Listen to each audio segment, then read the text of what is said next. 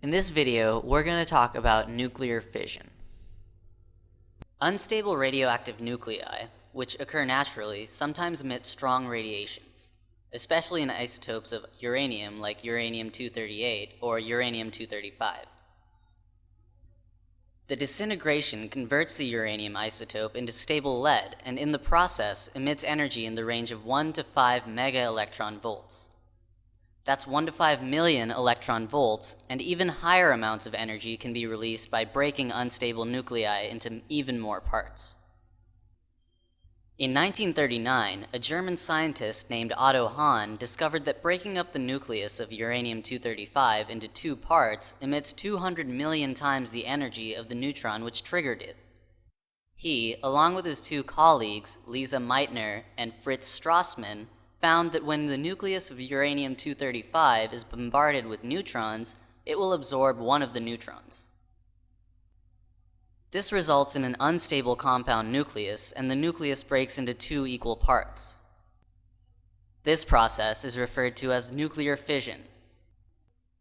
So, a process in which heavy nuclei are bombarded with neutrons and split into two equal masses, releasing enormous amounts of energy, is called nuclear fission. In the process, uranium-235 initially absorbs a slow-moving neutron, thus forming a highly unstable compound nucleus, uranium-236. This is what triggers the nuclear reaction. During the process of fission, uranium-236 splits into two product nuclei, which are barium-141 and krypton-92.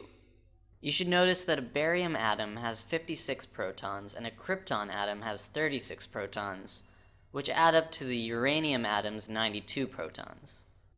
The unstable uranium-236 nucleus also releases 3 neutrons in the process.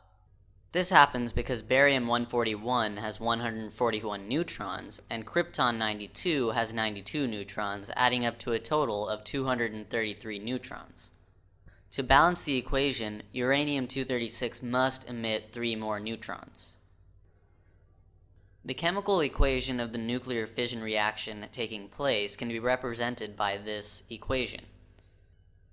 So as you can see from the equation, one neutron combines with uranium-235, forming an unstable compound nucleus, uranium-236.